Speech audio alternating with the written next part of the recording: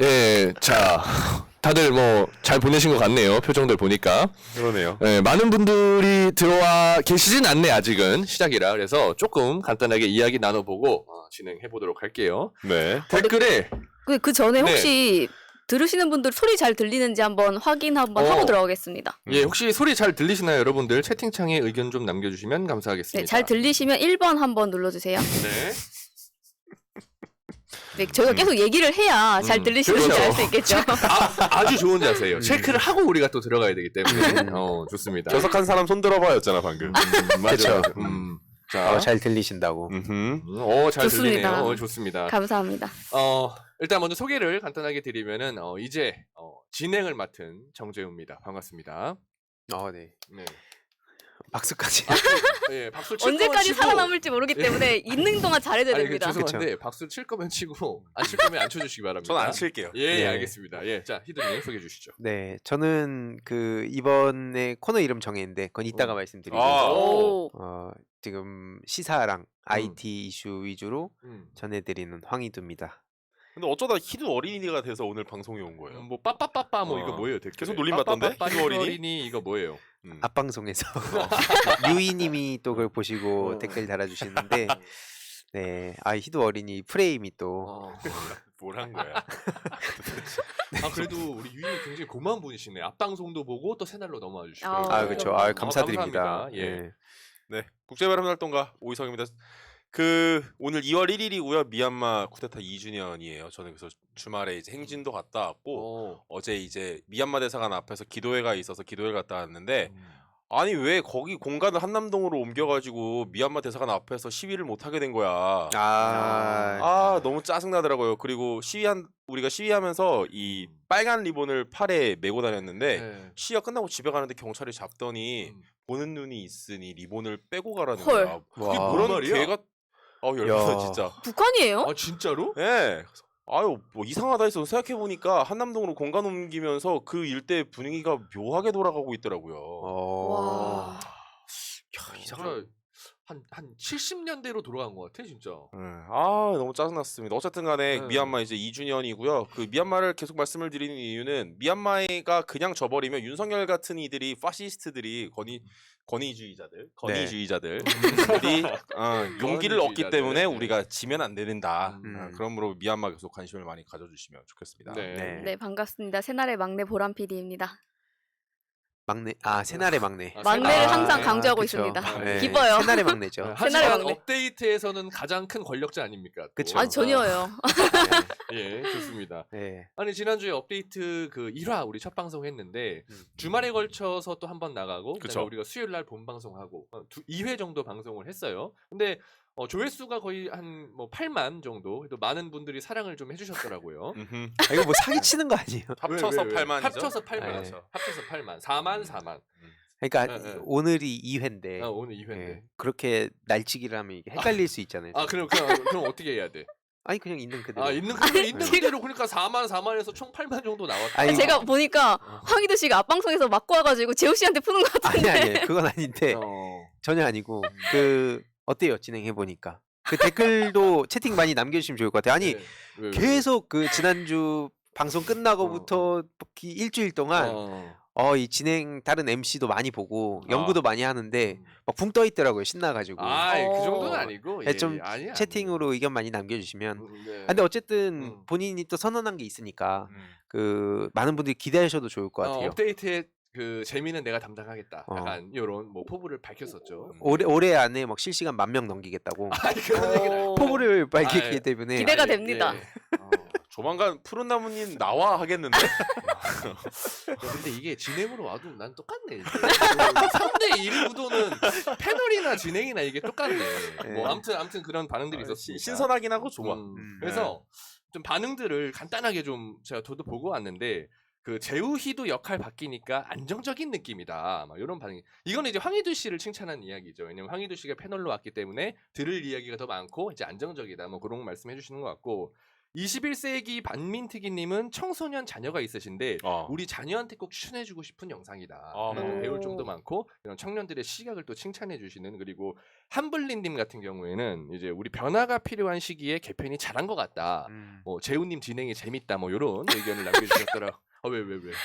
읽는 그대로 읽는 겁니다. 예. 아무튼 대체로 긍정적인 반응들이다. 그래서 우리가 이런 점들을 계속 뭐 부족한 거는 채우고 하면서 계속 업데이트할 수 있는 그런 코너로 만들어갔으면 좋겠습니다. 네. 자 그리고 본격적인 주제에 앞서서 아주 짧게 뭐 최근 현안에 대해서 간단하게 뭐 이야기하면 좋을 것 같은데 다들 아시다시피 사실 이슈가 너무 지금 많잖아요. 네. 뭐 교통비인상, 뭐 난방비 폭등, 뭐 공공요금, 뭐 김기현은 뭐 셀카 찍고 뭐 김건희는 또 그 캄보디아 로타 또 초대해서 막 언플하고 그러고 있는데 네. 뭐 각자 좀 관심 있게 보신 이슈가 있나요?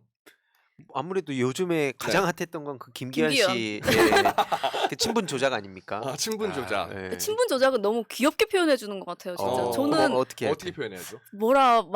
이거 방송용이 아니어가지고 말씀드리긴 좀 어려운데 근데 제가 개인적으로 뭐 김연경 선수든 BTS든 등등 해서 문화예술인들도 포함해서 굉장히 좋아하는 분들이 많은데 대부분 민주당이나 이쪽에서 얘기하면 뭐 정치랑 엮지 마, 정치병 환자들 이런 식으로 얘기하잖아요. 네. 근데 지금 저쪽 세력들이 지금 다 건드렸어요. 왜냐면 손흥민한테도 가가지고 찝쩍댔죠. BTS 불러다가 팔목 꺾어버렸죠. 지금 김연경 선수한테까지 이런 행동하고 지금 여러 군데로 지금 다방면으로 이렇게 하고 있는데 언론에서는 너무 상냥한 거 아닙니까 지금? 언론의 팔을 꺾어버리니까 자기네들도 눈치 보는 것 아니 같은데. 팔 꺾기도 전에 그냥 먼저 가가지고 막 이래저래 하는 것 같던데요. 아니 언론이 다 그렇게 뭐 무조건적으로 매번 매순간 그렇게 옹호한다 생각하진 않고 가끔 조선일보도 그렇고 때리긴 때려요. 근데 그 때리는 게 자기네들이 필요한 게 있을 때라든지 아니면 국민 여론이 너무 안 좋을 때 그런 신용하면서 자기네들은 합리적이라고 포장을 하니까 전 그게 더 열받더라고요.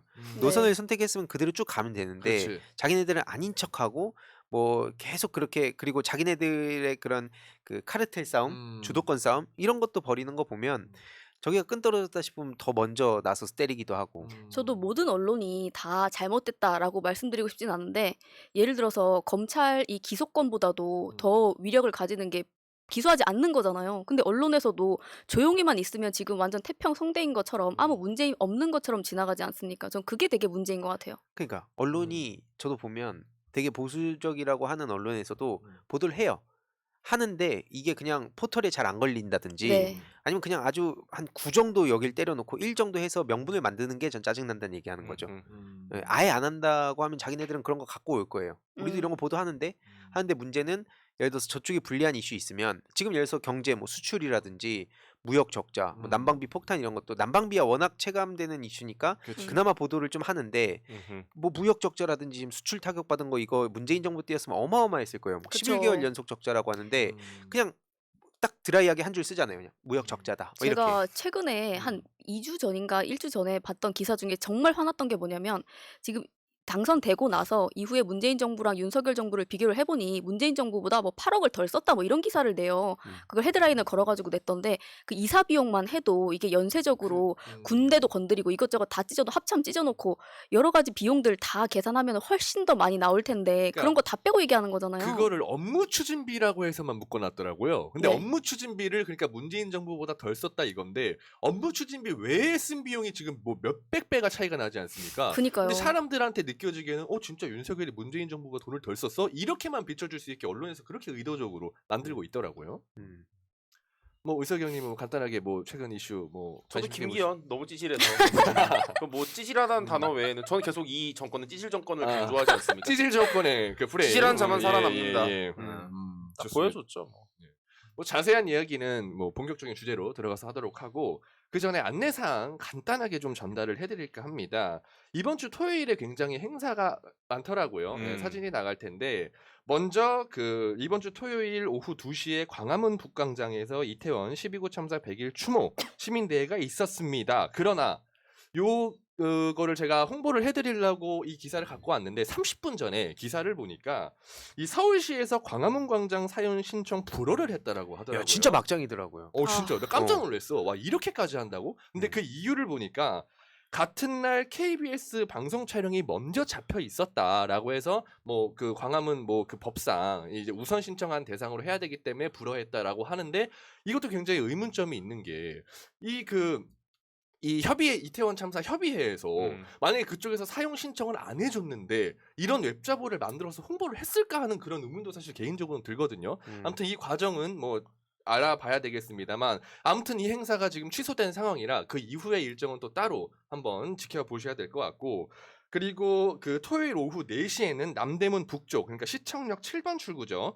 윤석열 정권에 대한 규탄 대회가 열립니다. 이거는 민주당에서 공식적으로 그 진행을 하는 것 같은데 그리고 요거 끝난 다음에는 이제 마지막 오후 5시에 25차 촛불 집회가 열리죠. 시청문 그 숭례문 앞 대로에서 그래서 이 광화문 일대에서 남대문 시청 인근까지 계속해서 이날 행사가 있는데 핵심은 윤석열 정권의 책임을 묻고 규탄하는 행사들이 계속 있을 예정이니 우리 시민들께서 많이 관심을 가져주셨으면 좋겠다. 이런 말씀 드리면서 또 본격적인 주제로 넘어가 보도록 하겠습니다. 근데 지금 용철김님이 멤버십 가입해 주셨는데 예. 이렇게 무시해도 되는 거예요? 얼마나 무시하는 게 감사드려요. 아니라 아니 읽고 있다가 네. 읽고 있다 이게 이제 봤네. 그래요? 이게 또 반응이 좀 느리지 않습니까? 바로바로 님 감사드립니다. 이렇게 하시면 사실 좀 늦어도 확실하네. 이 친구가 확실하네. 이런 윤석열이 배워야죠. 느낌. 이런 걸 배워야죠. 이런 거 예, 배워야지. 그렇지. 나한테 배워야 돼. 제가 정치 입문 동기거든요, 사실 윤석열하고. 근데 숙이잖아. 창피해서 제가 뭐 동기란 이야기는 어디서 잘 안 합니다, 요즘은. 근데 아무튼 좋습니다. 용철김님 감사드리고요. 방금 보기 좋았어요. 예. 그 얘기가 또 미아킴님한테 혼나고 있잖아. 또 조님 정신 차리라고. 나 이거 읽느라 못 본 건데 이거. 중요한 거예요. 그게 중요하죠. 틀린 말은 아니지. 정신 차려야 돼. 이거. 좋습니다. 본격적인 주제로 바로 넘어가서 시작해 보도록 하겠습니다. 네, 첫 순서. 네. 자, 희도님이죠. 일단 이번 주 코너 두 번째 차잖아요. 코너 명을 정했는데 어허. 황희두의 스팀팩 오. 아하. 이거를 딱 제안해 주신 분이 있습니다. 오. 정재훈님인데 오. 이유가 뭐였죠? 간단히 그냥 네, 뭐 스팀팩이라는 의미가 사실 어떻게 보면은 이 그 물약 같은 스테로이드를 맞고 피가 없어지는 대신에 그만큼 전투력과 공격력, 이동 속도가 올라가지 않습니까? 그런 측면에서 황희두님이 그 최전선에서 싸워주는 역할이 중요하다. 뭐 이런 의미 아니겠습니까? 맞습니다. 예. 그러니까 뭔가 이 전투력이 상승하고 이 속도도 빨라지고 대신 이게 메딕 그러니까 옆에 치유해주는 캐릭이 없으면 나중에 체력이 바닥나기 때문에 같이 업데이트도 해가면서 소식을 파이팅 넘치게 전해드리겠다. 네. 그래서 저번에 비유한 게 이제 윤석열 정권은 그러니까 윤석열 대통령은 스팀팩을 먹었지만 메딕이 없는 사람. 그렇죠. 근데 황희두는 그 대신 메딕이 있다. 이런 네. 차이가 좀 있는 거네요. 그래서 제 코너인데 죄송한데. 예. 아니 본인 코너를 지금 이 사람아 띄워주려고 지금 밑밥을 깔아주는 거야 이 사람아. 제 코너에서 또 이렇게 제 시간이 예. 알겠습니다. 네이밍 좋았다. 네. 스팀팩 좋죠. 스팀팩 괜찮지 않나요? 꽂히잖아 또. 한 3회 정도는 더 나올 수 있겠네. 3회 연장했습니다. 네, 연장했네. 아무튼 그래서 예. 이 제 코너는 이제 황희두의 스팀팩이 됐고요. 계속 파이팅 넘치게 소식을 많이 전해드리도록 하겠습니다. 네. 일단 뭐 빠르게 주제로 들어갈게요. 네. 먼저 현안에 대해서 최근에 뭐 사진 지금 준비한 게 있는데 네. 아마 보신 분들도 많이 계시긴 할 거예요. 하지만 못 보신 분들도 많이 계실 텐데 네. 네, 못 보신 분들 많이 계실 텐데 챗 GPT가 지금 되게 핫해요. 맞아요. 네, 챗 GPT가 되게 핫한데 그 지금 윤석열 대통령이 최근에 챗 GPT를 접했다는 겁니다. 최근에. 드디어? 네, 드디어. 음. 보시면은 27일에 드디어 챗 GPT를 접하고 이번엔 좀 빨랐다. 그렇죠. 나름 빠른 건데 내년에 이제 할 줄 알았는데. IT 쪽이라든지 지금 전 세계에서는 이미 작년에 이거에 관심 맞아요. 갖고 여기에 대한 뭐 긍정적 측면, 부정적 측면 얘기 다 나왔고 그런데 지금 윤석열 대통령이 아무튼 최근에 이거 보고 야 이거 괜찮은데 이거 막 신년사에서도 이걸 한번 테스트를 해봤다는 거예요. 그때 야 이거 잘한다 이러면서 지금 이게 이제야 깨닫고 야 이거 괜찮다 이런 얘기를 했다는 건데 다음 사진으로 넘어가 보겠습니다. 네. 아무튼 좀 느리다. 근데 전혀 비판적인 관점이 없네 그분은. 네. 정말 그리고 기가 막혔던 건 뉴지스 양소리 기자. 제가 이거 몇 차례 얘기를 여기저기 하고 다니는데 보시면 얼리 어답터 대통령이라고 해요. 너 이거 보고 야 기자들은 보고 배워야 돼요. 띄워줄 거면 저 정도 해라. 아니면 어중간 띄게 하면 눈에 못 뜬다. 윤석열 대통령한테 얼리 어답터라는 얘기를 붙인 거 보면서 이건 진짜 둘 중 하나다. 본인이 저기에 눈에 들어서 뜨고 싶은 거 혹은 아니면 그냥 이건 매기는 거다. 지난주에 추워 올리다처럼. 그렇죠. 이거는 제가 봤을 때 모르겠어요. 전자인지 후자인지는 모르겠지만 아무튼 얼리 어답터 윤석열 덕분에 주변에 수석들이 공부를 하고 지금 난리가 났다. 그래서 나 그거 보면서 뭐 아무튼 그럴 수 있죠. 광역 디스 같은데. 그럴 수 있어요. 아니 뭐 아무튼 얼리 어답터 대통령 덕분에 지금 수석들이 난리 났다는 건데, 근데 문제는 지금 전 세계인들과 너무 속도가 차이가 난다. 그리고 수석들 중에 오히려 이거 알고 있는 사람들이 훨씬 많았을 텐데 대통령이 신나갖고 떠드는데 뭐라 하겠습니까? 1시간 동안 59분 얘기하는 사람이 그래, 맞아. 이제 막 챗GPT 보고 와가지고 자랑하는데 넘어가 볼게요. 이게 근데 뭐 자세한 내용은 아마 다들 아실 테니까 네. 문제는 아까 말씀하셨듯이 부정적인 측면이 좀 큽니다. 네. 물론 이게 뭐 챗 GPT 하나 나온다고 하루아침에 세상이 변하는 건 아니지만 뭐 IT 업계를 필두로 이걸 써본 사람들은 와 이건 굉장히 혁신적이다. 그래서 굉장히 반응이 뜨거운데 다만 좋은 점이 있으면 안 좋은 점도 있죠. 저렇게 과제 제출이라든지 논문, 심지어 뭐 코딩, 별의별 게 다 돼요. 심지어 해외 유명 대학도 시험도 굉장히 높은 점수를 받고 합격을 할 정도로 정말 엄청난 그 수준까지 가서 다음 사진 보여드릴게요. 지금 보시면 이 악용을 막기 위한 사례 이런 조치들이 있습니다. 미국 뉴욕부터 해가지고 왜냐면 당연히 예를 들어서 과제를 내줬는데 챗 GPT에다가 그거 그대로 끌고 와가지고 답변 다 해주거든요. 그치. 답변 그대로 컨트롤 복사 붙여넣기 해서 표절을 하면 내가 한 게 아니니까. 표절하면 이게 또 누가 건의처럼. 아니 건의주의자들이 또. 제가 얘기한 건 아닌데 아무튼 아니 건의주의자들이 건의를 할 수 있다 이거죠. 그죠. 그치, 윤석열 그치. 대통령은 얼리 어답터가 많네요. 그렇게 되는 건가요? 진짜 그렇게 그렇게 되나? 살고 있으니까 챗 GPT보다 훨씬 빨랐잖아. 그렇지 먼저 표절한 그렇게 되나요? 연결이 되네. 예. 아무튼 그런 식으로 이 복붙을 할 수 있고 해서 이미 해외에서는 규제 얘기 나오고 이걸 어떻게 활용할 것인가. 지금 다음 사진을 보시면 지금 버전이 많은 분들이 쓰신 게 2021년까지의 데이터들을 모인 거예요. 그러니까 이게 웃긴 게 윤석열 대통령이 지금 대한민국 대통령 누구야라고 챗 GPT 물어보면 문재인이 나와요. 네. 문재인 대통령 정보가 업데이트 안 2021년까지 됐구나. 업데이트가 되니까 문재인입니다. 이렇게 대답을 하는데 윤석열 대통령 이름 안 물어봤는지 이거 아니면 자기가 뭘 해보고 얘기를 해야 되는 거 아니에요. 내가 봤을 때 이거 안 쓴 거야. 누가 그냥 그 자기 지인이 뭐 물어보니까 요즘 이거 대세다 하니까 그거 주워 듣고 와가지고 이거 괜찮은데 그쵸. 아니면 챗 GPT가 21년까지만 업데이트된 척 하는 거 아닐까? 그렇게 되네. 대통령을 부정하는 거지. 앞에 들어가야겠는데 이거. 지능이 있잖아. 진짜 웃긴 게 그래서 뭐 윤석열 대통령 얘기를 하면서 뭐 그러니까 대통령이라고도 안 하고 무슨 뭐 정의당이라 그러고 막 뒤죽박죽 섞여서 얘기하는데 그게 앞서 보여드렸던 사진으로 보시면 그 GPT-3 버전이 있는데 그 사이에 4 사이에 3.5예요 지금. 근데 이제 4세대가 되면 그 매개 변수라고 그러니까 쉽게 말해서 데이터 양을 많이 학습을 하면 성능이 훨씬 좋아지잖아요. 네. 그런 가능성이 높은데 지금 뭐 이 1조 계획이 1조계에서 100조 개 정도 얘기가 나와요. 지금 3 버전까지만 해도 3.5 버전인가 거기까지만 해도 1750억 개인데 훨씬 그 이상으로 넘어가는 그 정도 상황인데 지금 윤석열 대통령이 이제 그걸 알았다. 이 존재를. 그 다음 사진 보여드리는데 지금 그래서 주요 기업들 빅테크 기업들 가만히 있을 리가 없죠. 그렇죠. 네. MS 그 빌 게이츠부터 뭐 구글이라든지 구글에서는 또 반격하겠다고 스페로우 출시 예정이라 해요. 이게 뭐냐면 챗 GPT의 신뢰도가 많이 떨어질 수가 있지 않습니까? 뭐 편향적인 문제라든지 네. 앞선 문제들을 보완하기 위해서 인용 출처를 담아낼 수 있는 그런 걸 접목시켜 가지고 스페로우로 반격하겠다 이러고 있고 국내 이 빅테크 기업들도 마찬가지로 저렇게 대응에 나서고 있는 상황이다. 근데 대한민국 대통령이 이제 보고 와가지고 이거 좋네. 이거 좋네. 그렇죠. 그런 상황이었습니다. 근데 안부 전화 서비스라고? 지금 엄청난 기술들이 되게 많이 있어요. 그러니까 실제로 그래서 뭐 병원에 가야 된다 대화를 하면서 인공지능이 대화하면서 이거 병원에 갈 때다 뭐 이런 것도 얘기해주고 기존에는 그러니까 기존과는 전혀 다른 세상이 지금 오고 있고 이미 어느 정도 많이 와 있는데 아무튼 대통령 이제 어디서 듣고 와가지고 뭐 다음 사진 좀 보여드리겠습니다. 지금 그래서 윤석열 정부에서 뭐 하고 있나 봤어요. 찾아보니까 AI 10대 프로젝트라 그래서 이렇게 지금 뭐 산업 성장부터 해가지고 인프라 선도 뭐 그 디지털 신질서를 정립하겠다. 뭐 법 제도 규제 정비하겠다. 뭐 사실 지금 정부의 기조대로 그냥 규제 다 풀어주겠다 이거죠. 그리고 뭐 신뢰성이나 윤리 이거 선도하겠다는데 제가 봤을 땐 이 AI의 윤리도 중요하지만 본인 이 정부의 윤리가 더 중요한 게 아닌가. 자기네들의 윤리도 지금 지키지 않으면서 저렇게 솔직히 말하면 그리고 대통령은 이게 뭔지도 모를 거예요 아마. 맞아요. 확실히. 그래서 아무튼 이런 상황인데 제가 이걸 왜 보여드리냐면 다음 사진 보여드릴게요. 이미 문재인 정부 때부터 맞아요. AI 왜냐면 그 알파고가 굉장히 핫했던 게 이미 몇 년 전이에요. 2017년 2016년인가 예, 16, 17년쯤에 이세도 돌 그쵸. 굉장히 그때 핫해져가지고 문재인 정부에서도 그 AI 강국으로 가겠다. 그러면서 일찍이 AI 쪽에도 굉장히 많은 투자도 하고 관심을 보이고 그때 당시에서 DNA라고 네. 뭐 그 데이터 그다음에 네트워크 AI 막 해가지고 이미 문재인 정부 때도 여기에 많은 관심 보인 바 있습니다. 뭐 디지털 뉴딜도 선포했었고. 맞습니다.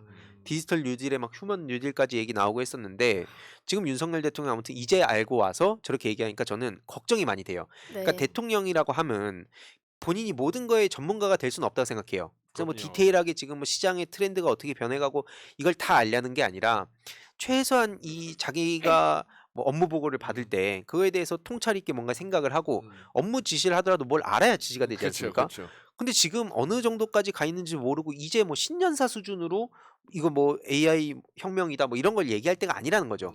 이미 기술은 저기 앞서가 있는데 그래서 지금 다음 사진 그 준비한 게 애초에 윤석열이라는 사람의 본질은 대선 과정에서 이미 나왔었죠. 네. 시간을 달리는 남자라 그래서 뭐 대학생들 만나가지고 이제 앱으로 직업구한 때 온다. 뭐 이런 얘기도 하고. 레전드였죠. 그리고 우리 그 의석이 형님 전문 분야인 또 온실가스 감축 관련해서 7년 전에 의무화됐던 거 이제 갖고 와서 아 내가 하겠다. 그리고 그래서 저거 있어요 했더니 근데 문재인 정부가 한 목표는 과학적이지 않으니까는 목표를 낮춰야 돼 했는데 낮추는 거 불법이라고 이 양반아. 그러니까 열받아. 그러니까요.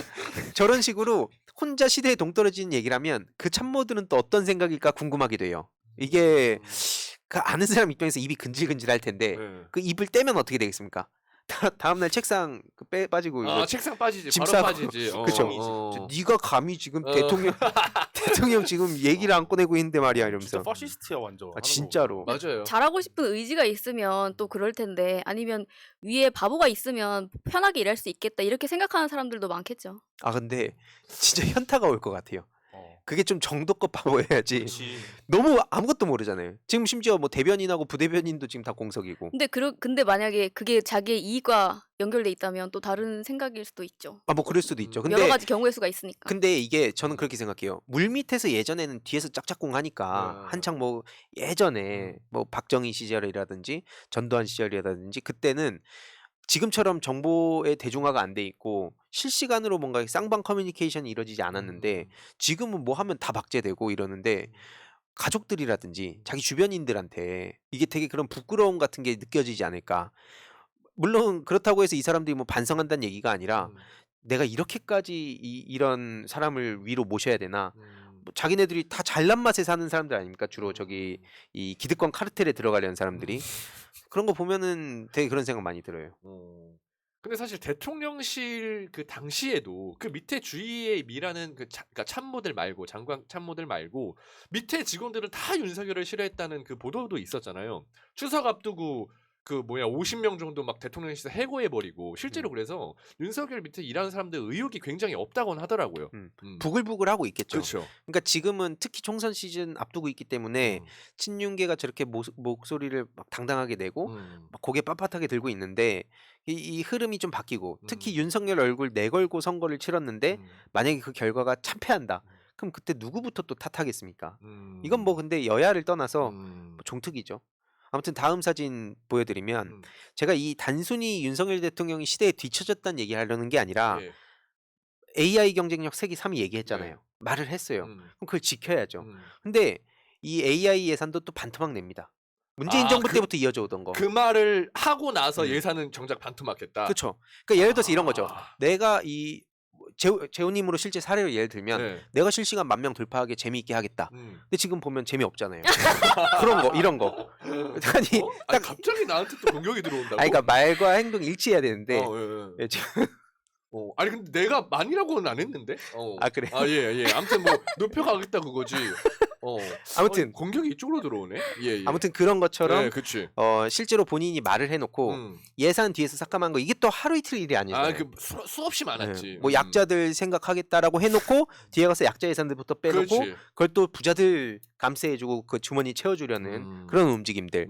지금 다음 사진 보여드리면 제가 이 짤은 윤석열 적은 윤석열이란 거를 계속 강조할 생각인 게 윤정윤. 예, 뭐만 하면 보세요. 무식한 삼류 바보들 데려다가 너무 자기 얘기다. 이거 자기 얘기잖아요. 주변에 있는 사람들도 솔직히 좀 많이 모르겠어요. 윤석열 대통령 때문에 말 못하는 건지 모르겠지만 어쨌든 다 끼리끼리 아닙니까 지금. 무삼바 윤석열. 이상민 장관도 그렇고 뭐 한동훈 그렇게 스마트하다고 뛰어대더니 하는 짓 보면 저것도 트롤이에요 지금. 기자들 사이에서 예전에 제가 듣기로는 B급 마삼중이라는 얘기가 돌았대요. 그러네. 마삼중보다도 야. 안 된다. 그 정도로. 야. 그러니까 저 의견에 사실 그 양측 의견이 있어요. 뭐냐면 진짜 윤석열 주위에 무식하고 진짜 능력 없는 사람들만 쫙 깔렸다. 이게 1번이고 2번은 아니다. 그래도 몇 명 괜찮은 사람이 있을 법한데 아까 얘기했듯이 뭔 얘기하면 그냥 재떨이 던지는 스타일이니까 그냥 말을 안 하고 가만히 있는 거다. 이런 의견이 굉장히 많더라고요. 썩은 물에 아무리 좋은 그 재료 넣는다고 맛있는 요리가 나오냐고. 다 썩지. 그쵸. 제가 지금 준비한 사진이 그 끝인가요? 네. 아무튼 그래서 제가 오늘은 원래 뭐 시사랑 IT 이슈를 같이 좀 전해드리는데 오늘은 마침 또 이게 겹쳐 있어가지고 그런 얘기를 좀 해보면 좋을 것 같아요. 제가 앞에 그냥 쫙 깔았는데 얘기를 일단은 뭐 지금 말씀드렸듯이 지금 뭐 망신당하고 뒤처지고 도태되고 근데 가만 보면 사람들의 이 내면을 들여다보면 뭔가 뒤처지는 걸 되게 싫어하는 것 같은 게 있는 거예요. 이건 뭐 네. 보수적 성향이 뭐 이런 게 아니라 예를 들어서 한 반의 친구들이 다 유행하는 거 한창 예를 들어서 뭐 1박 2일 무한도전 뭐 개그 콘서트 한창 유행할 때 뭔가 나만 안 보면 막 유행하는 드라마 같은 거 나만 안 보면 뭔가 도태되는 것 같고 맞아요. 뒤처지는 것 같고 뭔가 따라가야 될 것 같고 근데 지금 대한민국 대통령 자체가 지금 세계에서 뒤처지고 패싱 당하고 그런 거 보면 이런 얘기들도 주위에 많이 알려서 이 부끄러운 사례들 그래서 저는 다른 분들이 생각하신 이걸 보시는 분들이 생각하신 뭔가 뒤처지고 막 뒷북치고 막 부끄럽고 이런 사례들을 같이 모아보면 어떨까 싶은 생각도 있습니다. 워낙 많잖아요. 뭐 원전은 뭐 너무나 대표적인 것 같아요. 아까 저 빨리 바보 없죠. 삼류 저것도 원전 얘기하다가 저게 나온 무식한 거거든요. 무식한 무삼바. 삼류. 아니 근데 진짜 요즘 정말 자기랑 싸우는 게 네. 그냥 하는 얘기를 가만히 그냥 서칭 좀만 해보면 뭐 구글링 해보고 혹은 저도 막 집에 폴더 다 만들어 놓잖아요. 뭐 저 찾아보면 막 그 윤정열 폴더도 있어요. 네. 윤정윤 아 윤정열 폴더 거기 보면 꽉 찾겠다고. 야 이거 뭘로 때려야 되냐? 아니 이게 무기가 너무 많으니까 많아서 고를 수가 없는 윤정윤 거야. 폴더는 너무 많아서 그 음. 폴더만 유료 결제를 하고 있다는 사람이 있어요. 무료를 넘어섰어. 아니 너무 많은 거야. 야. 그 정도로 왜냐면 제가 뭐 이 개인 채널 할 때 짤 영상을 하잖아요. 그럼 너무 모든 걸 다 다룰 수 없잖아요. 이렇게 제가 새날에서도 얘기할 때도 어떤 사례를 해야 되냐 그 정도로 너무 풍부하니까 다른 의미에서 진짜 이슈를 덮는 거 아닌가 네. 생각이 드는데 어쨌든 주위 분들한테 이렇게 야 우리 대한민국이 앞서가다가 문재인 정부 때 전 세계인들의 주목을 받다가 지금 이렇게 뒤처지고 있어. 근데 이게 보편적인 정답은 없다고 보는 게 예를 들어서 저 같은 경우에 주위에 게임하는 친구들은 게임 이슈에 되게 민감해요. 지금 뭐 확률형 아이템 이슈 이런 거. 근데 또 다른 쪽에선 확률형 아이템 뭐 어쩌라고 이게 막 차이가 난다는 거죠. 그렇지. 그러니까 각자 주위 사람들한테 설득을 하고 싶을 땐 어떤 사례에 어떤 거에 사람들이 관심 갖고 있는지 그 분야에 맞춤형으로 해서 예를 들어서 그 의석 형님 주위 분들은 기후위기나 막 국제개발 쪽에 관심 많으시면 그렇죠. 그 사례로 얘기를 하면 바로 얘기가 되잖아요. 그럼요. 아프리카를 무시하는 발언들. 아, 네. 이런 거 너무 대표적으로 많았죠. 그래서 저는 궁극적으로 이 정부의 그런 내로남불, 뭐 윤정윤 이런 사례들을 맞춤형으로 다 정리해 두는 게 또 있어요. 오. 근데 그거를 제가 뭐 다 한 번에 공개하고 이런 건 의미 없고 이런 사례들을 최대한 모아서 우리 쪽 전사들한테 그걸 뿌리는 거.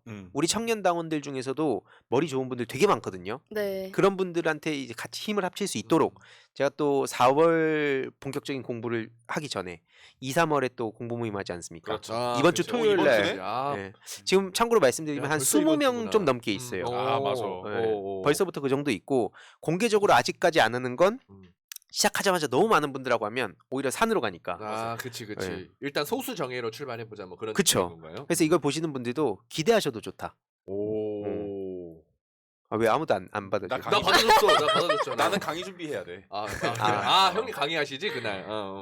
이 두 번째 주 아닌가? 두 번째. 두 번째. 음. 아무튼 그래 각자 그냥 얘기가 좀 샜는데 각자 생각한 어떤 뒷북 사례 하나씩 얘기해 주시면 이거 보시는 분들이 또 아 내 주위에 이런 거 얘기하면 좋겠다. 요 관심 있는 사람들한테 이런 거 하나 전할 수 있지 않나. 네, 아니 뒷북 사례 나 아까 얘기하려고 했는데 이미 저기 담겨 있더라고요. 저는 그게 제일 레전드였다고 봐요. 구인구지개. 그러니까 아, 그게 사실 맞아. 왜 더 레전드냐면 그 청년들이 있었던 자리예요. 그 발언을 한 게. 그 옆에 막 청년들이 앉아 있는데 이미 그렇게 취업을 하고 있는 청년들한테 뭐 몇 년만 있으면 그게 나오고 있다. 그게 사실 굉장히 그때 당시에 이게 뭔 소리지?라고 하는 게 커뮤니티에 쫙 퍼졌었거든요. 그 짤이. 약간 예전에 그 음. 정몽준이 버스 타고 버스비 뭐 50원이라고 그랬나? 아 70원인가 뭐. 70원. 예. 그 느낌도 좀 났었어요. 아. 그만한 레전드가 없었지. 근데 정몽준은 그럴 만한 삶을 살아왔다고 쳐. 음. 윤석열은 뭐야? 아. 그러니까요. 대체 왜 모르는 거냐고요. 야. 그러니까 어디서부터가 문제인 거예요, 도대체 그냥. 뭐가 문제야? 아버지가 많이 시절부터 많이 문제. 때렸대잖아요. 그 고모스로? 나이 먹고도. 고모스. 근데 이게 원래는 저는 이제 그게 잘못됐다 생각하지만 이거 얼마나 속이 터졌을까라는 생각을 좀 하게 되는. 아니 왜냐면 대화가 안 되잖아요. 근데 이게 기본적으로. 선후 관계가 어떻게 되는지는 아직 모르는 상황인 거죠. 왜냐면은 맞아서 그렇게 된 건지 그래서 맞은 건지는 아직 나오지 않으니까. 근데 그 학교를 저 구직 앱이랑 비슷한 시기에 학교를 뭐 예를 들어서 뭐 학교를 나눠가지고 배워야 된다. 근데 이미 나눠져 있는데 근데 이거는 윤석열이 학창 시절에도 비슷했을 거란 말이에요, 상황이. 그때도 뭐 공고, 상고 이런 거 다 나눠져 있었잖아요. 근데 그런 것도 모른다는 건 뭐 어떤 게 선후였는지는 말씀드리지 않겠습니다만 네, 그런 상황이고 저도 뭐 뒷북 사례가 너무 많아가지고 사실은 윤석열 뒷북 이렇게만 쳐도 나오는 게 굉장히 많습니다. 거기서 골라야 돼. 너무 거기서 많아서. 골라야 돼. 아, 근데 일단 우선 아까 앞부분에 AI에 대해서도 얘기를 해주셨는데 사실은 김대중 대통령께서 10년 먹거리 만들어 놓으셨잖아요. 미래 먹거리를 네. 인터넷이랑 등등 해서 통신망 깔고 그리고 노무현 정부에서도 그걸 이어가려고 했는데 사실은 이명박 박근혜 정부에서 10년 동안 뭐 드론이라든지 그 이후에 나오는 4차 산업에 대해서 굉장히 뒤처졌어요, 우리나라가. 그래서 그걸 따라잡으려고 문재인 정부에서 어떻게든 용을 쓰고 있었는데 갑자기 이 사단이 난 거잖아요. 윤석열이 지금 세계 최고 전자정부 만들 것이라고 디지털 비전을 발표를 했는데 우리나라는 이미 2020년도 문재인 정부 때 OECD 디지털 정부 평가 종합 1위를 했어요. 그랬는데 우리 이제 디지털 정부로 나가자. 우리 1위 하고 그러니까 왜 있는데. 자꾸 뒷북이냐고. 그냥 몇 년 전 기사 보고 오면 다 있어요, 그게. 그 기본적으로 그러니까 뭐 이제 슬슬 마무리를 해야 될 텐데. 저 이거 하나만 더 할게요. 아, 네, 드론 부대 창설하겠다. 아, 맞아, 그거. 이거 왜냐면은 그치. 드론 날라왔는데 아. 다 지나가고 나가지고 그 뒤에다 대고 또 쏘는 건 뭔 야, 상황이에요, 맞아. 도대체? 그것도 진짜 그러니까 이거 안보 안보랑 뚫려 지- 있죠. 어. 경제에 지금 손 놓고 있죠. 뭐 해외 나가가지고 계속 패싱 당하고 무시당하고 있죠. 뭐하는?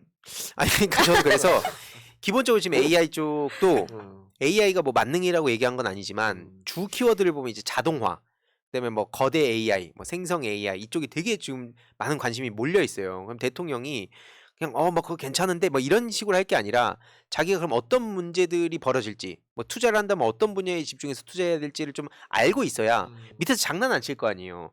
지금 대통령이 저렇게 모른다 그러면 아까 얘기 나왔지만 그런 기득권 카르텔들 입장에선 얼마나 구워 삼기 좋습니까?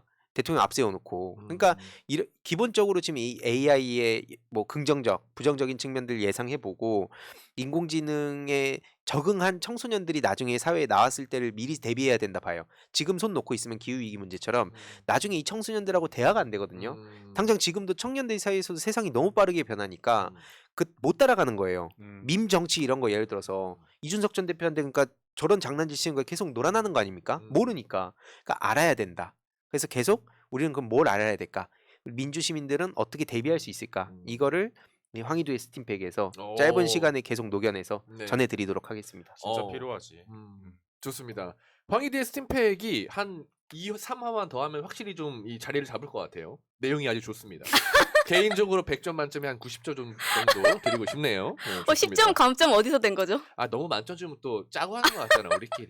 적당히 좋습니다. 10점 정도는 좀 양해를 해주세요. 아, 좋아요. 아량이 넓으시네요. 그럼요. 또 제가 약간 민주적이기 때문에. 그리고 저기 뭐냐. 민주적인 게 왜 나? 그만큼 일단 여러 레인덕 의견을 곧 오니까 수렴한다 기다리자. 그거지. 네. 예, 레인덕 곧 예. 오니까. 좋습니다. 러블리 찐님께서 고무옷으로 맞았다는 게 이제 이해가 된다. 근데 아, 싸이 구구님께서 그래서 맞았는데 맞고 더 심해져서 이렇게 됐다. 야 이런 댓글을 남겨주셨고요. 댓글 읽은 거죠. 네 댓글 읽은 겁니다. 예. 그리고 오늘만 푸른별님께서 3,000원 슈퍼챗을 보내주셨는데 감사합니다. 오늘만 푸른별님께서 또 3만 원을 보내주셨어요. 아이고. 그러니까 어. 3만 3천원을 부가세 보내주셨네. 별도로 부가세 별도로 보내주셨네. 아무튼 감사합니다. 예. 감사합니다. 자, 그러면은 다음 코너 또 기대가 되는 코너인데 누구죠? 접니다. 아, 예, 좋습니다. 보람의 드랍 더 비트, 아니 그 쇼미더 월드 드랍 더 비트가 아니고 쇼미더 월드 넘어가 보도록 하겠습니다. 막 하는구나 이제. 네. 쇼미더 월드 네 시작하겠습니다. 앞부분에 이제 윤석열이 뒷북 치는 얘기도 좀 해봤는데 얼마 전에 윤석열이 이제 바보스 포럼 다들 다보스 포럼 가는데 자기 혼자 바보스 포럼 바보스 포럼. 갔다 오잖아요. 가서 술 찾고 그렇게 했는데 이 얘기를 뭐 또 깔려는 건 아니고 관련된 얘기를 조금 해보려고 합니다. 네, 우선 콜탄 사진 한번 보여주세요. 아이고. 네, 이거 콜탄이라는 거 별로 들어본 적 없으시죠? 음. 네, 우리가 매일 사용하고 있어요. 이게 스마트폰이랑 우리가 맨날 같이 지내잖아요. 근데 여기에 콜탄이 필수로 들어갑니다. 이제 휴대폰, 노트북, 컴퓨터, 뭐 의료기기, 무기 등등 해서 각종 IT 기기랑 첨단 부품 소재로 쓰이는 천연 광물이 바로 콜탄입니다. 오. 근데 이게 한때는 주석보다 싼 회색 모래 정도로 취급을 받았어요. 네. 근데 지금은 회색 금이라는 별명으로 불리고 있습니다. 그만큼 네, 귀한 광물인 거죠. 근데 이 귀한 자원이 전 세계 80%가 매장된 곳이 바로 콩고 민주공화국이에요. 네, 야. 사진 보여주시면 저 아프리카 국가인데 여기에서는 정작 이 콜탄을 핏빛 광물이라고 부른다고 해요. 네. 이 민주 콩고가 화학 주기율표에 나오는 모든 지하 자원이 있다고 할 정도로 콜탄뿐만이 아니라 뭐 코발트, 주석 등등 해서 자원이 풍부한 자원 부국입니다. 금 다이아몬드 뭐. 네, 맞습니다. 이게 어. 그 산업용 다이아몬드라던가 등등이 굉장히 많이 아니 죄송한데 아까 뭐 주석 어쩌고 할 때는 반응 안 하다가 막 금 다이아몬드니까 막 주석 김일성 주석이랑 헷갈린 거야. 아, 아니. 그럴 수 있어요. 살짝 예, 느낌이. 예. 네, 이게 원초적인 반응이 아, 또 그렇죠. 나올 수 있죠. 자동으로 입꼬리가 올라가. 솔직한 게 좋죠. 금 다이아몬드 좋죠. 네. 네. 금 닮으니까 나도. 모르게. 좋아요. 아, 또 캐치했네 그거. 네. 아, 예, 좋습니다. 네, 이렇게 자원이 많이 있는데도 산유국처럼 부강하게 잘 살지 못하고 이 아프리카 국가가 왜 이렇게 힘든 상황일까? 그리고 왜 핏빛 광물이라고 부를까 하는데 여기에 여러 가지 이유가 있습니다. 우선 영토가 세계에서 12번째로 넓어요. 굉장히 큰 국가예요. 근데 넓은 영토 풍부한 천연 자원에 비해서 이 사회 기반 시설이 턱없이 부족한 상황인데 왜 그런 거 하니 이 열대우림의 기반 시설을 마련하는 것 자체가 너무 어려운 거예요. 그러다 보니까 뭐 도로, 철도 등등 해서 교통, 운송, 인프라 시설이 부족한데 이게 희귀 광물 아까 굉장히 귀하다고 말씀드렸잖아요. 네. 그러니까 이거를 보고 달려드는 외부 국가들이 너무 많은 거예요. 욕심 나니까. 욕심 나니까 필요하니까 외국 기업들이 자원을 가져갈 수밖에 없는 상황이 그래서 됐습니다. 그래서 이 콩고 민주 정부가 다국적 기업에게 광산 채굴거를 판매를 하고 있거든요.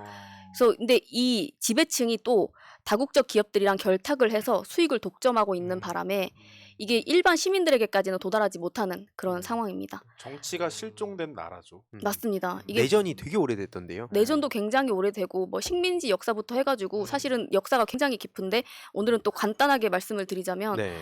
이 많은 주민들이 광산 관련된 노동에 종사를 하고 있는데 저렴한 노동력만 착취를 당하고 있는 상황인 거죠. 이게 이것만 해도 벌써 힘든 상황이 딱 예상이 되잖아요. 네.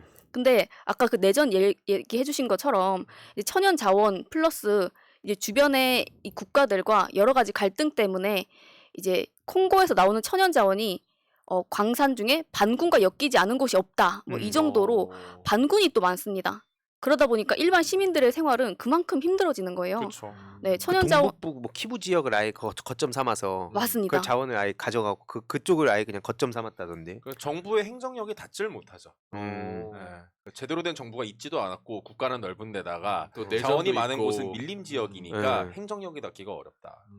네, 맞습니다. 아예 그 광산을 말하자면 관리를 한다고 할까요? 그런 정도로 표현이 되고 있어요. 그렇죠. 근데 이렇게 복잡하게 문제가 얽혀 있는데 지금 보면은 아까 광산 노동에 종사하는 시민들이 많다고 말씀드렸잖아요. 네. 근데 이 사람들 중에서 보면은 어떤 상황이냐면은 좀 안타까운 게 이 젊은 사람들이 굉장히 많아요. 어린 청년들 많은데 이 사람들이 그 광산에서 일을 하게 되면 노동력에 대한 대가가 너무 적다 보니까 또 반군에 투입이 되게 됩니다. 굉장히 실제로 보면은 총 들고 이런 사람들이 되게 어린 사람들인데 이 사람들이 뭐 삽이나 곡괭이를 들지 못하고 다시 무기를 또 들게 되는 이런 악순환이 또 반복이 되게 됩니다. 그러니까 뭐 그런 거 있잖아요. 소말리아 아이들 네. 1대1 결혼했더니 커서 해적됐다. 아, 그러니까 우리가 어. 빈곤 포르노가 진짜 못된 게 그런 거예요. 네. 그냥 아이를 적선해 주면 한 달에 3만 원씩 주면은 그 지역이 뭔가 변할 것 같아.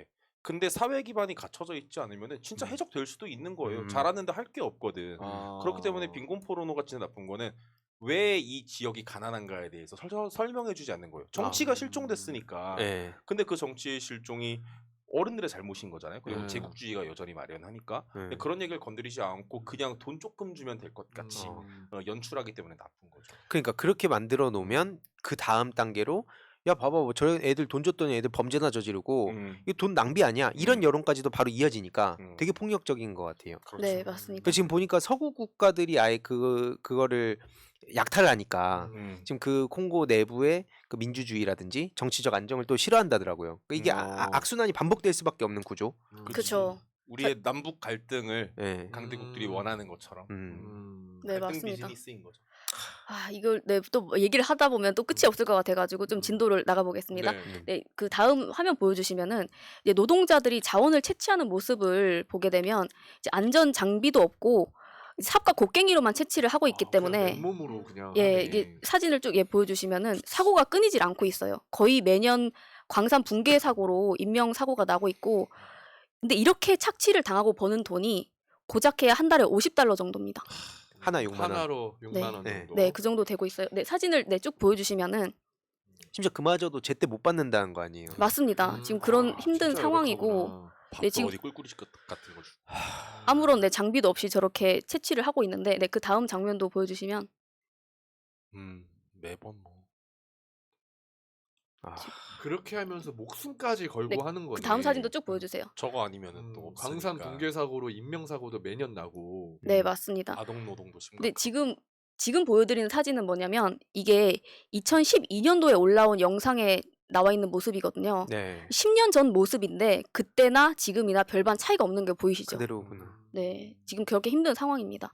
근데 이렇게 나오는 콜탄이 키로당 국제 가격이 최고 $100 수준이에요. 근데 이게 현지에서는 얼마에 사냐고 있냐면 $10. 10분의 1 10분의 가격으로 사고 있습니다. 이게 왜 그러냐면 중국의 중개상이 현지에서 굉장히 저렴하게 매입을 해서 이걸 되팔면서 이익을 남기고 있거든요. 비싸게 파는 거야. 네, 비싸게 국제시장에 팔고 있는 거죠. 근데 이러다 보니까 그 2000년대 초반부터 이제 중국이 차곡차곡 아프리카로 진출을 했거든요. 그래서 뭐 이런 자원이 나고 있는 이 콩고 민주공화국뿐만이 아니라 뭐 리튬이 많이 나는 잠비아라든지 여러 국가에 지금 침투를 곳곳에 해 있는 상황입니다.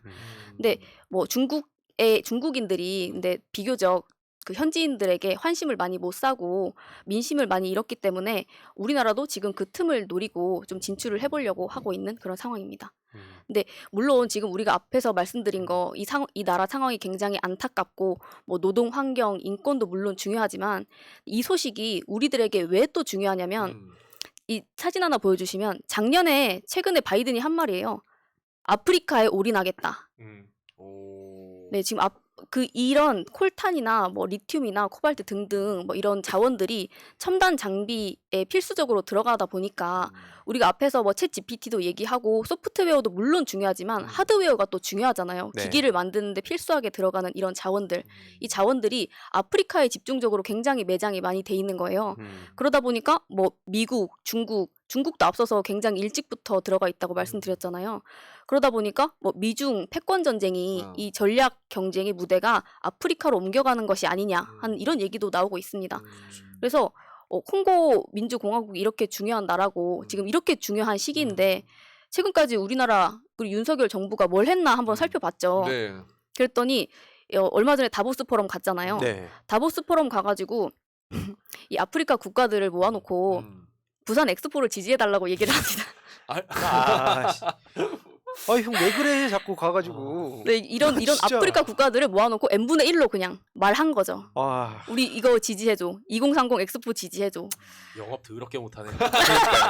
아니 나는- 직장에 있으면 잘렸어요 진짜. 저 뭐하는? 네, 그래서 지금 보면은 작년 12월 달에 이제 국무조정실장을 파견을 또 합니다. 콩고 민주공화국으로. 그래서 방문을 했어요. 여기에서 또 뭘 하냐면 2030 부산 세계 박람회 유치를 지지해달라고 합니다. 그냥 본인 입을 다무는 게 더 가능성이 높아질 것 같은데. 아니 본인 그리고 대한민국 1호 영업사원이라며요. 네. 그러니까 저런 영업사원이면 바로 잘리는 거 아닙니까? 잘림 1호겠다. 와 바로 진짜. 잘리지. 그렇게 해서 인건비를 아낄 수가 있는 거죠. 사람을 잘라. 와. 아니 제가 이거 찾다 보니까 휴대폰에 아까 말씀하셨듯이 이게 들어가잖아요. 이게 네. 탄탈륨이라고도 나오던데 네, 그 콜탄을 정제해서 네, 탈탈륨이 정제해서. 됩니다. 그래서 오. 그게 들어가서 또 그걸 뭐 컨덴서 뭐 그걸 네, 만든다 하는데 아무튼 핸드폰을 한 대 바꿀 때마다 그 콩고 국민이 수십 명이 죽어간다 뭐 그런 얘기가 있더라고요. 그래서 피서린 핸드폰이다 뭐 이런 내용이 나옵니다. 그래서 혹시 이걸 지금 들으시고 관심 있으신 분들은 한번 좀 찾아보시면 좋을 것 같아요. 그러니까 아무렇지도 않게 우리가 쓰는 노트북, 컴퓨터, 핸드폰 이런 거 그러니까 핸드폰을 자꾸 한번 교체 막 수시로 교체하는 게 뭐 물론 그 자체를 뭐 나쁘다라고 얘기하려는 게 아니라 이런 일이 연결돼 있다. 우리가 그냥 아무렇지도 않게 무언가 행동을 할 때 다른 나라의 누군가는 계속 그런 식으로 더 착취당하겠죠. 계속. 왜냐면 인간의 욕망이 얽혀 있는 문제고 본인들의 의지만으로 해결도 못하는 구조적인 문제가 있고.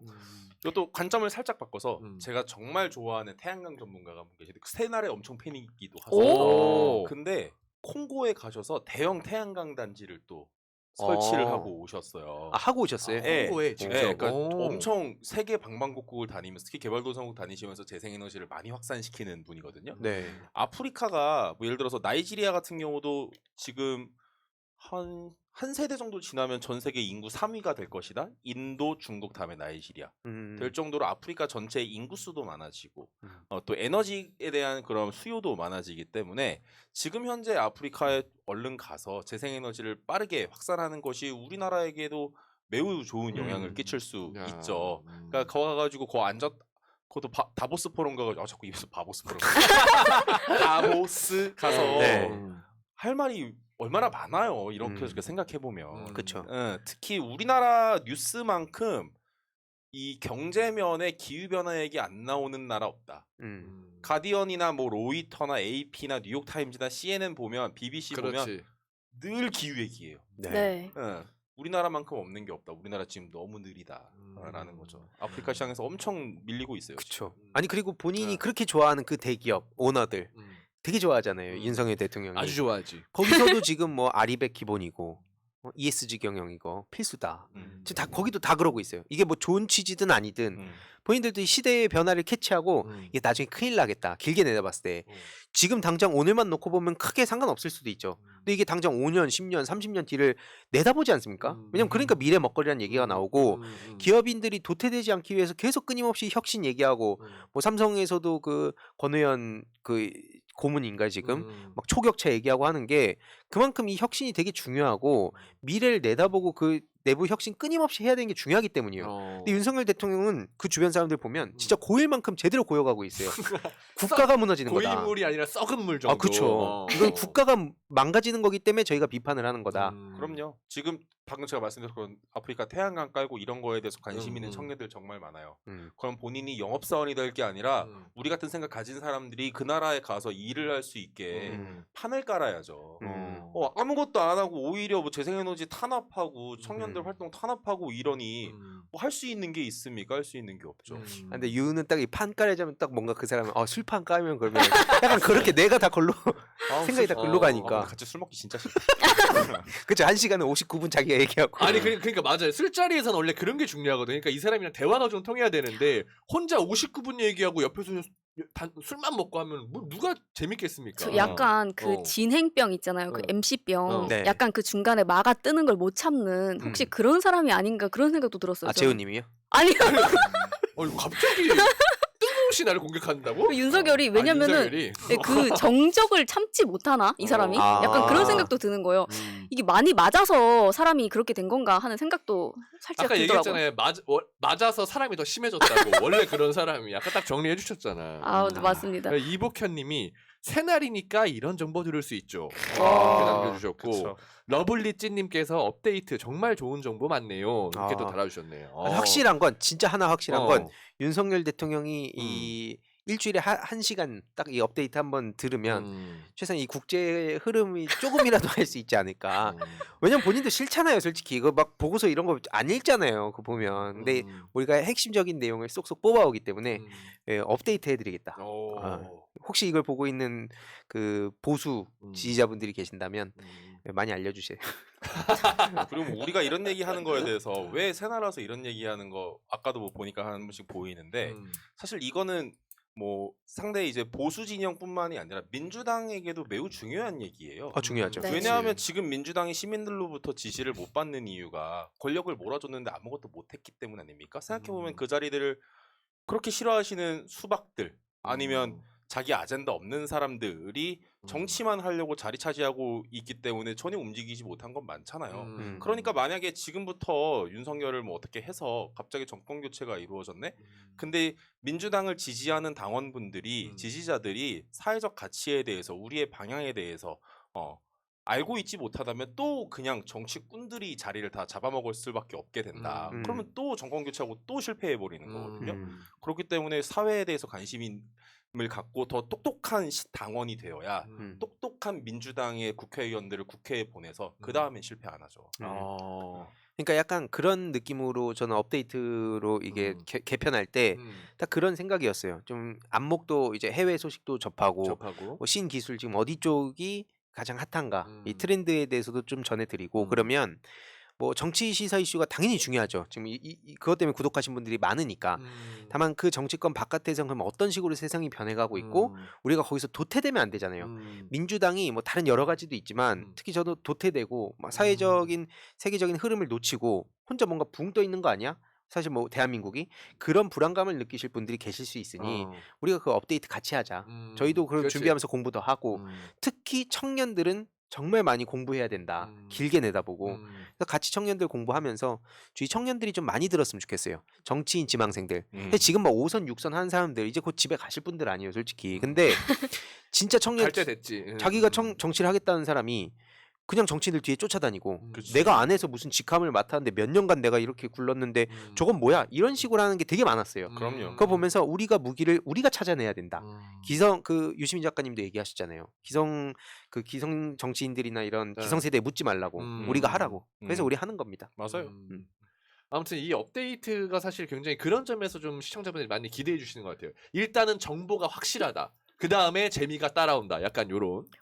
이거를 바꾸려고 재우 씨가 사회자가 된 거 아닌가요? 재미를 우선으로 업그레이드 시키겠다. 약간 이거 아니었나요? 맞아요. 그렇죠. 근데 나 혼자 한다고 이게 뭐 되나 이 사람들아. 당신들이 재미가 없다고. 이건 윤석열이잖아요. 남 탓하는 거. 당신들이 재미가 없다고 이 사람들아. 탓하는 거. 아 농담이고. 예. 정치 동기 따라가는 거예요. 뭘 동기를 따라가요. 예. 근묵자흑이라고. 예. 그러니까 우리가 이렇게 케미가 맞춰가면 또 자연스러운 재미가 있지 않을까. 뭐 그런 생각이고. 보람님 마무리 좀 해주시죠. 네, 이제. 안 그래도 예. 아까 그 시도님이 얘기해 준 것처럼 이게 핸드폰 뭐 자주 바꾸지 말자. 사실은 이 얘기가 몇 년 전부터 계속 지속이 돼 왔고, 물론 뭐 소비자들에게만 그 책임을 전가하는 것도 전 좀 아니라고 봐요. 근데 실제로 19년도에도 보면은 이제 세계 빅테크 기업들이 이런 일이 일어나고 있는 걸 알면서 특히 아동들이 노동 현장에 투입돼서 힘든 현실 이런 걸 알면서도 이익 때문에 안목했다는 걸로 굉장히 망신을 당했고 앞으로 책임지겠다 한 일이 있었거든요. 근데 세계는 지금 이렇게 돌아가고 있습니다. 이게 아무리 이익과 결부된 일이라고 하더라도 뭐 인권이든 여러 가지 가치든 이런 걸 명분으로 해서 돌아가고 있잖아요. 근데 윤석열이 여기에 대해서 일단 무조건은 아니고 하는 걸 보니까 우리가 무조건 잘못했다고 얘기하는 게 아니라 이런 거 저런 거 보니까 모를 것 같다라고 말씀을 드리고 있는 거고, 그리고 작년에 네덜란드에서 분쟁 광물을 사용 안 하고 노동 인권을 보장하는 페어폰이라는 핸드폰이 출시가 됐어요. 이게 그 희두님이 아까 얘기해 주신 것처럼 대안이 좀 될 수 있겠다 하는 생각이 좀 들기는 하는데, 이게 뭐 당연히 이게 무조건적인 대안이 되겠다라는 말씀을 드릴 수는 없고, 뭐 기업 ESG 경영 그리고 소비자 역할도 중요하지만 여기에 있어서 뭐 이걸 기업이나 소비자에게 맡기는 건 말이 안 되잖아요. 정부의 역할이 굉장히 중요하다. 그리고 앞에서 얘기해 주신 것처럼 윤석열이 과연 이 역할을 잘 할 수 있을까? 힘들 것 같다. 토요일 날 뵙겠다 말씀드리는 겁니다.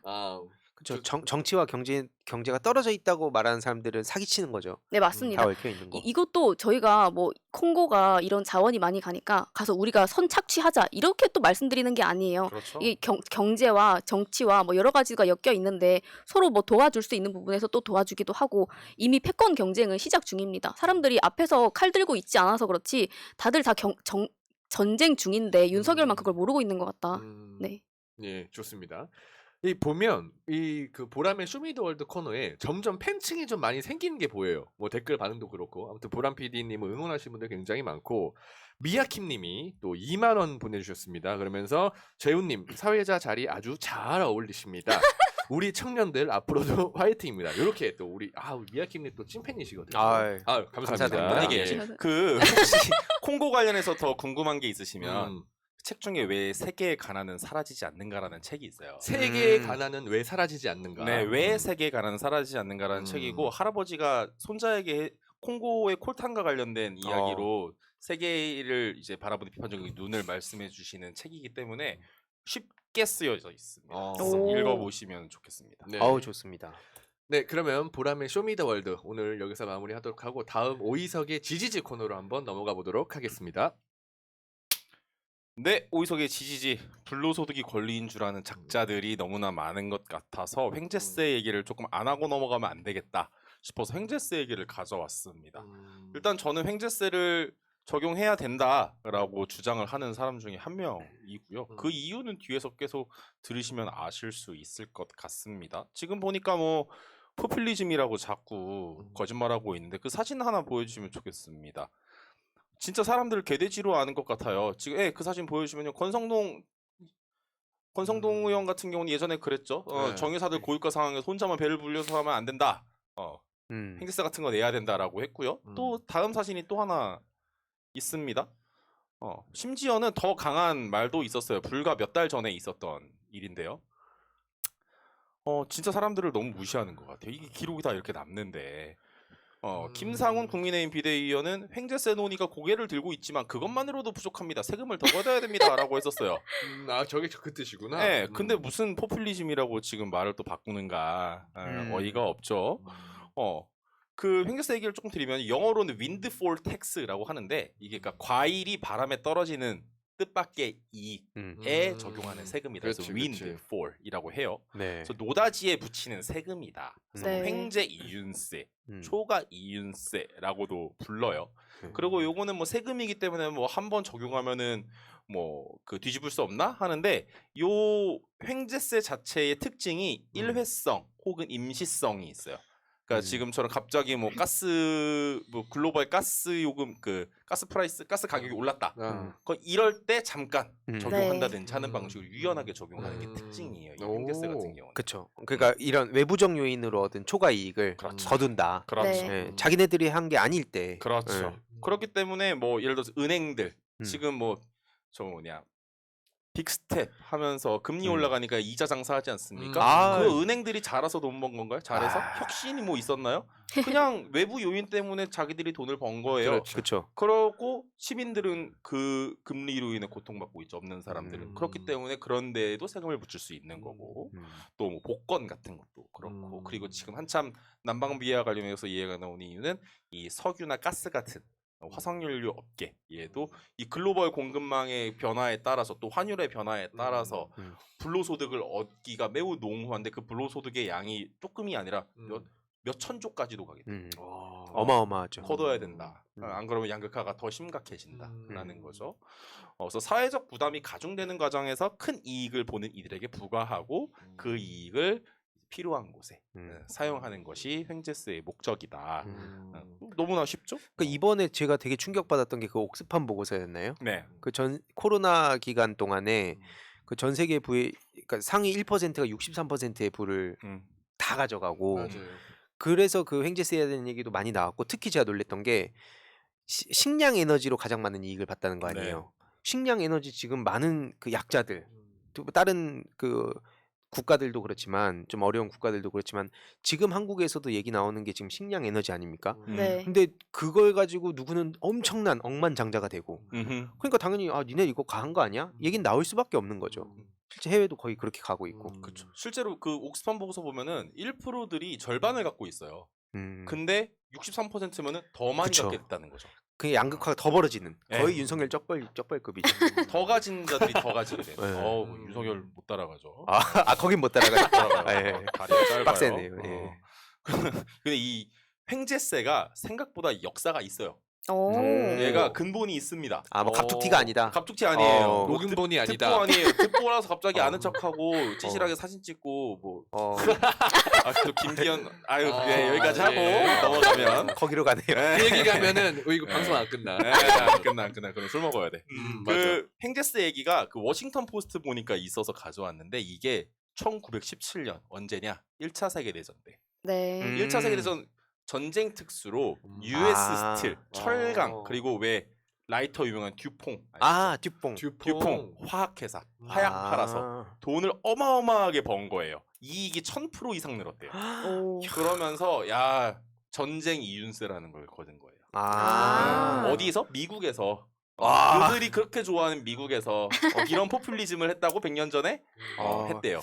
말이 안 되는데 그럼 윤석열 대통령은 그 뭐라고 하면 압수수색한다고.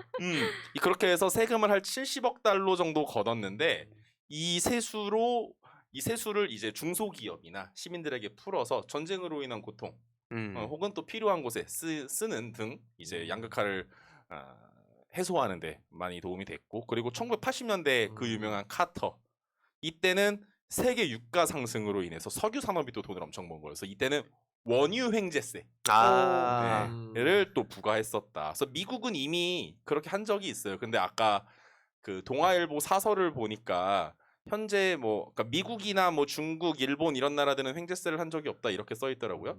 지금 안 하고 있는 거지 있었어요 미국은.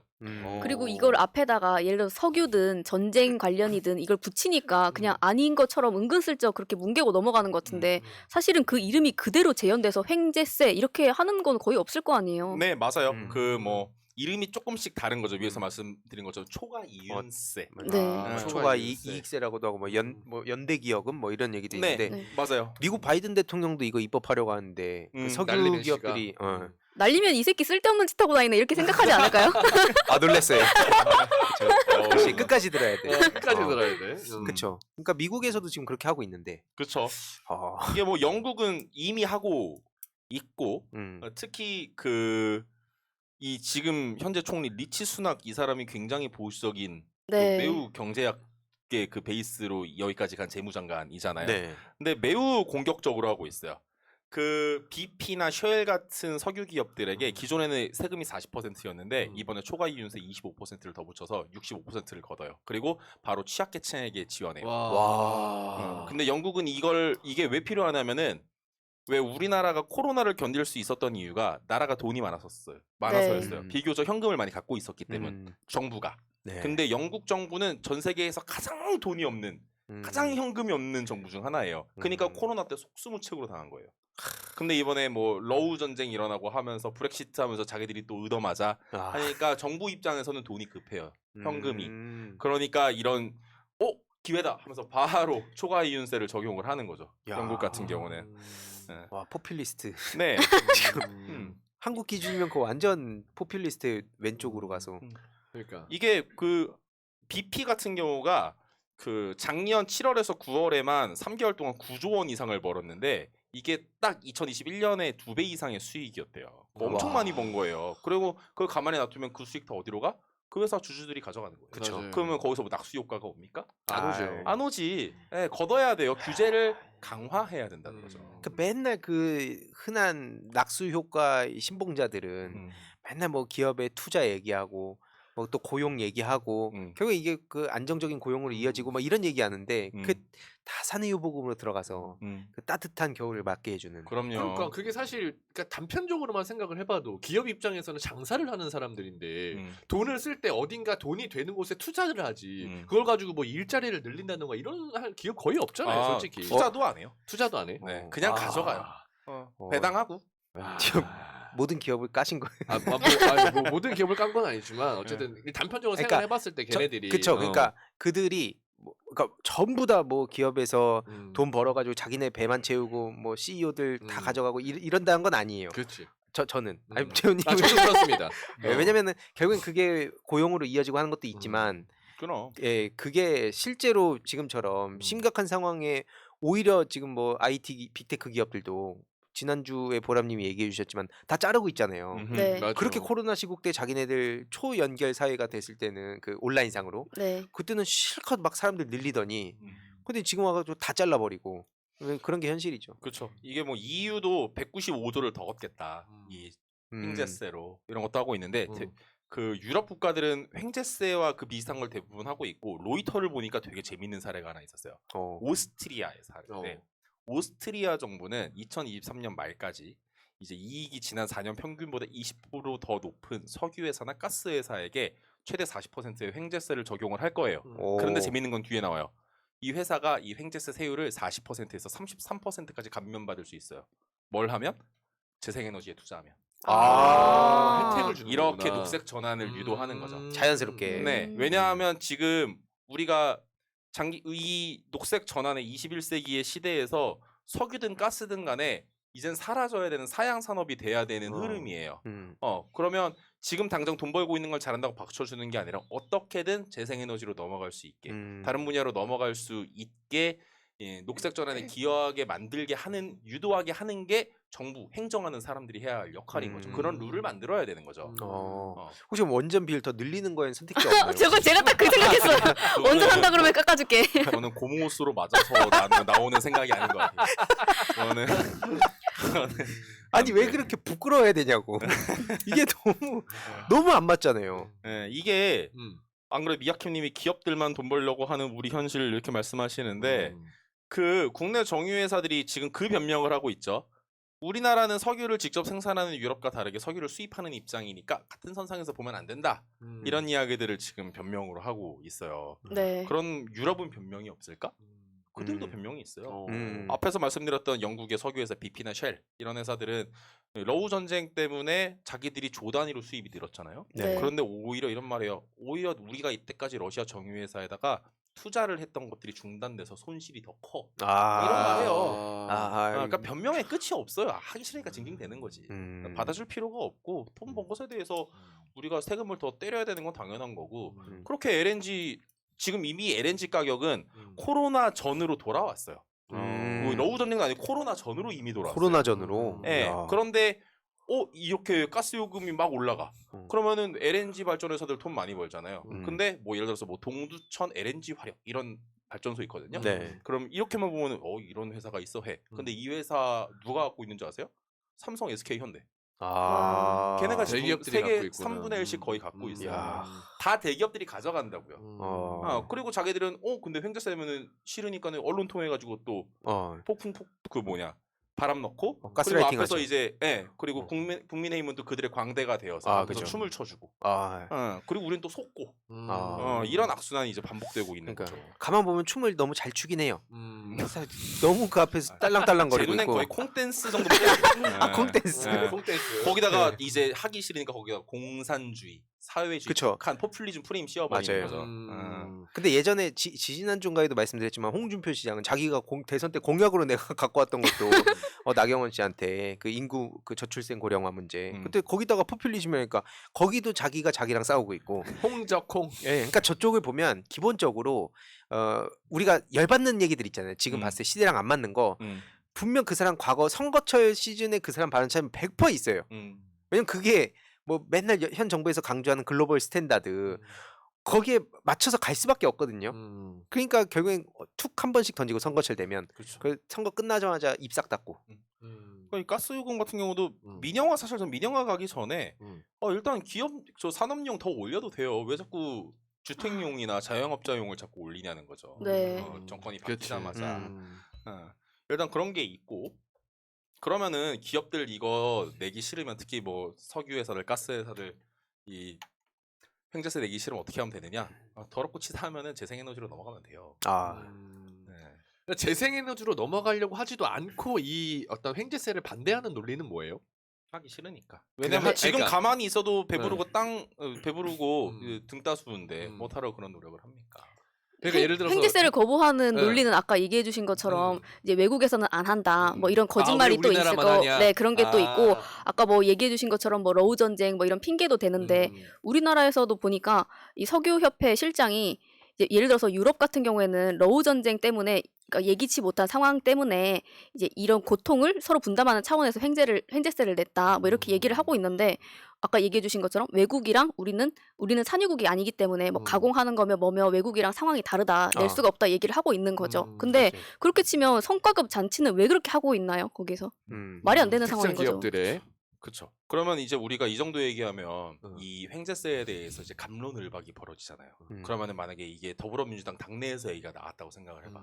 그러면 각자의 이익에 맞게 얘기하지 않겠어요? 그쵸. 그렇지. 그러면 또 갈려요. 그렇기 때문에 항상 우리는 그래서 더 큰 사회적 가치에 대해서 관심을 갖고 알고 있어야 돼. 이 얘기는 기후 위기로 풀어 갈 수 있는 얘기예요. 왜냐하면 이런 회사들은 아까 말씀드렸던 것처럼 다 넘어가야 돼요. 녹색 전환을 해야 돼요. 그렇기 때문에 이건 기후 위기 대응을 위해서라도 기업들의 전환을 더 가속화시킬 수 있는 수단으로서 횡재세나 탄소세 같은 건 중요한 거야라고 하는 건 세상에 지금 기후 위기 대응을 하겠다는데 윤석열 대통령도 밖에 나가면 탄소 중립하겠다라고 떠들고 다니잖아요. 그게 진짜든 아니든. 그럼 그것에 대해서는 우리가 변명할 수 있는 여지가 없기 때문에 그 사회적 가치 우리가 가고 있는 이 대세와 흐름으로 설득할 수 있는 눈을 가져가야 되는 거죠. 그리고 그런 얘기를 할 수 있는 사람을 국회로 보내야 더불어민주당이 또 실패 안 하는 거고. 네. 그러니까 이게 저도 이 가교 역할을 하는 입장에서 이제 당내 상황하고 같이 엮어서 말씀을 드리면 실제로 그런 얘기도 좀 있어요. 횡재세에 대해서 너무 앞서간 거 아니냐. 당내에서요. 예, 그러다 보니까 이재명 대표님도 메시지를 잘 보시면 당장은 아니더라도 그러니까 이 차제 횡재세에 대한 그 방향으로 가는 것도 검토해 볼 만하다. 막 이런 메시지를 내셨단 말이에요. 이게 이제 대표로서 여러 가지 이 내부의 상황도 다 고려해서 그런 말씀하신 건데 그 이재명 대표님은 그쪽으로 가야 된다고 늘 소신을 밝혀 오셨죠. 근데 다만 내부에서 그렇게 여러 가지 현실적인 거 고려할 수밖에 없는 위치고 그러면 이런 방송을 보시는 분들이 미리미리 계속 이런 운을 띄어놔야 된다고 봐요. 네. 그 설령 그리고 무조건 해야 돼 하고 막 너 나가 뭐 이런 방향이 아니라 다른 나라 사례들도 우리가 좀 잘 보고 이게 왜 필요한가 다른 나라는 어떤가 그리고 민주당에서 보니까 석유사업법 18조로 근거로 들었더라고요. 그게 뭐냐면 지나치게 많은 이윤을 얻게 되는 석유 정제업자 혹은 수출입업자에게 산자부 장관이 수급 가격 안정을 위해 기재부 장관과 협의해서 부가금 징수 가능하다라는 거를 근거로 해가지고 이 얘기한 거예요. 그러니까 근거도 갖췄고 해외 사례도 얘기 나왔고 충분히 토론해 볼 만한 가치가 있는데 아까 말씀하셨듯이 저들은 늘 써왔던 뭐 네. 포퓰리즘이나 이런 식으로 빠져나가려고 하니까 저들이 얼마나 공부를 안 하고 업데이트를 안 하고 그저 옛날에 썼던 방식 낡은 방식만 가져오고 있는가를 보여주는 거라 봅니다. 그렇죠. 단기적으로는 근데 저게 먹혀요. 왜냐면 네, 이게 맞아요. 길게 보면 사람들은 막 생소한 거에 바로 따라오진 않거든요. 현실적으로. 갑자기 횡재세 뭐야? 왜 이거 삥 뜯는 거 아니야? 이렇게 생각하는 분들이 있는 것도 사실이기 때문에 그러니까 우리 같은 이런 청년들과 이런 방송을 통해서 계속 이런 거를 밭을 갈아놔야 그래야 나중에 진짜 본격적인 논의로 붙었을 때 뭐 다음 대선이 5년 4년 후가 아닐 수도 있잖아요.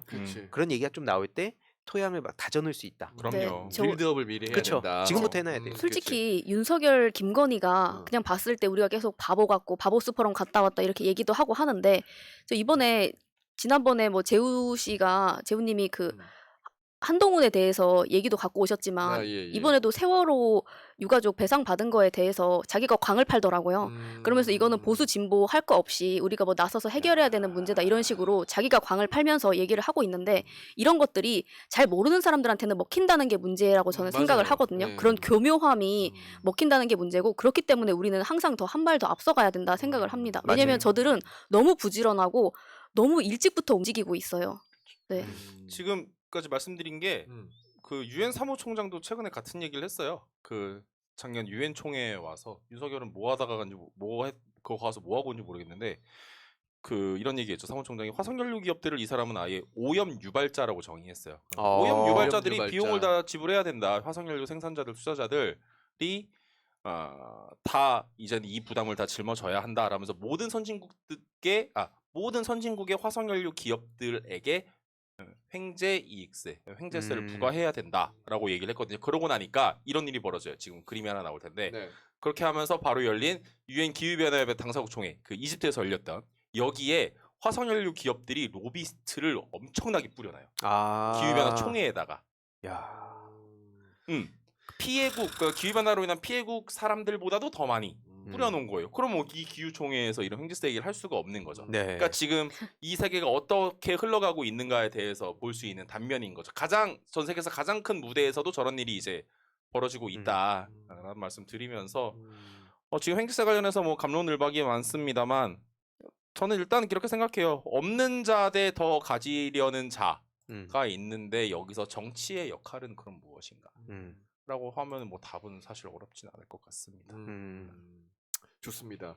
뭐 벌써 이제 끝날 시간이 다 됐는데 저 간단하게 그냥 한 말씀만 드리자면 그 댓글에 약간 이재명 대표 이야기가 많이 나왔어요. 그러니까 네. 오히려 이런 시기에 이재명 대표가 당대표가 됐더라면 아니 대통령이 됐더라면 어땠을까 이런 아쉬움도 많은데 사실은 그 기본소득도 약간 비슷한 거잖아요. 이거하고 기본소득 그러니까 탄소세와 기본소득도 매우 유사하죠. 네, 그러니까 이제 4차 산업혁명으로 가면서 특정 기업들이 초과 수익을 누리고 인건 이제 사람은 계속 줄어드는 추세로 가면 그 특정 기업들의 어떤 초과 수익을 배분해서 이제 나눠주자라는 게 기본소득의 큰 개념인 건데 아무튼 이런 측면에 있어서 참 이재명 대표가 보는 시각 자체가 정말 누구와는 비교가 되는 딱 봐도 그러니까 이재명 대표가 얘기하는 위기를 기회로 바꿔야 된다. 뭐 기후 위기를 뭐 그렇지. 기회로 바꿔야 된다. 이 말이 단순하게 그럼 미래 먹거리를 위기를 그 해결하면서 미래 먹거리를 만드는 거다라고 해서 끝나는 게 아니라 그 과정에서 민주주의를 실현해야 된다라는 거예요. 불평등이라는 또 다른 문제가 있기 때문에 네. 이 문제를 해결하는 방식으로 가는 것이 이 변화의 시기에 매우 중요하다라는 게 그분의 말씀이죠. 예.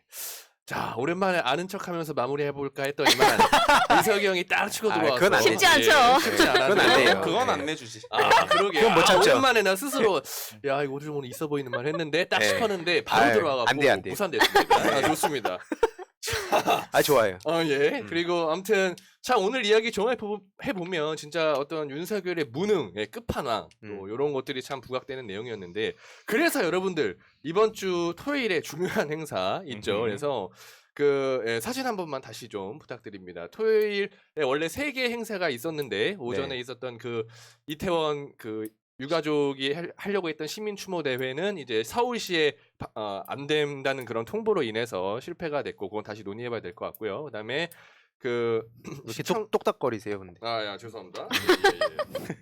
예. 자 시청역 7번 출구 쪽에서 오후 4시에 윤석열 정권에 대한 규탄 집회가 있고요. 그다음에 오후 5시에 이어서 25차 촛불 집회가 열리니까 많은 분들이 관심을 가져주시면 또 우리 살기 좋은 세상이 또 금방 오지 않겠습니까? 네. 그걸 믿고 한번 달려봤으면 좋겠습니다.